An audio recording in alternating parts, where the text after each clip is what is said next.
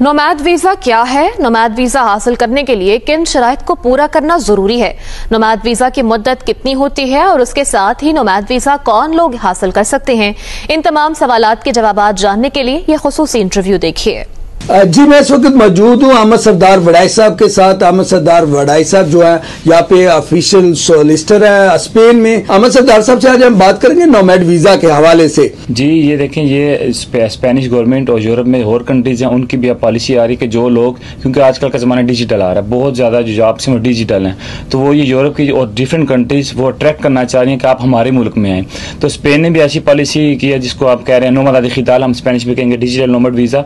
उसमें यह है कि जो लोग घर बैठ के काम करते हैं दूसरी दुनिया में किसी भी कोई कंट्री में कोई कंपनी उसके लिए, जिस तरह पाकिस्तान में बहुत ज्यादा लोग यूके के कंपनीज, अमेरिका के कंपनी किसी लिए काम करते हैं, तो ऐसे लोगों के लिए है जो घर बैठ के दूसरे मुल्कों के जो कंपनीज हैं उनके लिए काम कर रहे हैं। इस वीजा को हासिल करने के लिए किन शराइत को पार करना या हासिल करना या उनको अचीव करना जरूरी है? 6 महीने की अगर आपकी एवरेज 250 यूरो से ऊपर है, और वो एवरेज ये नहीं कि एक क्लाइंट से आ रही है, वो ये भी हो सकता है कि 1 देन मोर क्लाइंट आपके पास हो, तो आपने एवरेज 250 यूरो से ऊपर उनको दिखाना है कि मैं पर मंथ कमा रहा हूँ और मैं घर से बैठ के काम कर रहा हूँ इस कंपनी के साथ, इस कंपनी के साथ। तो आपने सारे प्रूफ देने हैं, बैंक स्टेटमेंट के प्रूफ, वर्क परमिट जो आपको कंपनी ने दिया हुआ है या वो आपको इनवॉइस पे कर रही है वो आपने प्रूफ देंगे।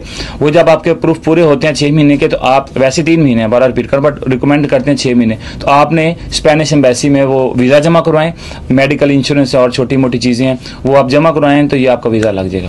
अच्छा, हम तो चूंकि स्पेन में रहते हैं तो हम स्पेन के हवाले से बात करें, क्या हम स्पेन में रहते हुए नोमैड वीजा हासिल कर सकते हैं? अगर आप शेंगन का, आपका किसी भी कंट्री का कह लें वीजा लगा हुआ है, आप स्पेन में आए, क्योंकि शेंगन में तो आपको पता है फ्री स्पेस है, आप स्पेन में आके ये वाला वीजा अप्लाई कर सकते हैं। हाँ, एक दिन खत्म होने से पहले भी आप अप्लाई कर सकते हैं, मगर आपका वीजा बेशक एक दिन पहले खत्म हो गया, आप फिर देन आप क्योंकि इलीगल स्टेटस हो जाएगी, देन आप डिजिटल नोमैड वीजा अप्लाई नहीं कर सकेंगे। अच्छा, ये जो वीजा है ये किस तरह जो फ्रीलांसर्स हैं या रिमोट वर्कर हैं उनकी जिंदगी को किस तरह आसान बनाता है? हर मुल्क की अपनी खसूसियात होती हैं, मुश्किलात होती हैं, चैलेंजेस होती हैं।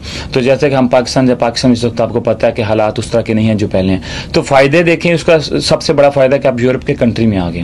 यूरोप के कंट्री में आ गए तो आपके पास 25+ कंट्रीज का फ्री एक्सेस है। भैया आप पाकिस्तान में, आपको पता है जी, वो जिसको टूरिज्म का शौक है वो भी वीजा नहीं लगवा सकता। तो आपके पास एक कार्ड मिलेगा जो पूरे शेंगन में वैलिड होगा, और फ्यूचर में अगर आप चाहें तो आप फ्यूचर में अगर यहाँ 10 साल रहते हैं तो आप स्पेनिश पासपोर्ट भी हासिल कर सकते हैं। अच्छा, मुझे बताएं, इस वीजा पर, नोमैड वीजा पर हम काम कर सकते हैं यहाँ पे जिनके पास होगा? अगर आप स्पेन में किसी क्लाइंट के लिए काम करते हैं तो वो उसकी जो इनकम है जो आपको वो पे करेगा इनवॉइस, वो 20% से ऊपर नहीं जा सकती।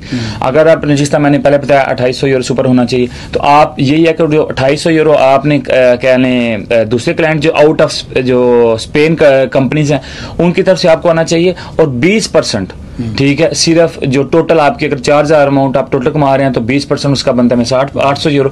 800 यूरो से ऊपर आप स्पेन की कंपनीज के लिए काम नहीं कर सकते। अच्छा, इस नोमैड वीजे पे आप रहायश और रहायशी सहूलियत कैसे हासिल कर सकते हैं? देखिए, नोमैड वीजा की जो नीय मिलेगी वो एक नीय होगी जिस तरह आपके पास है, जिस तरह हम सबके पास होती है।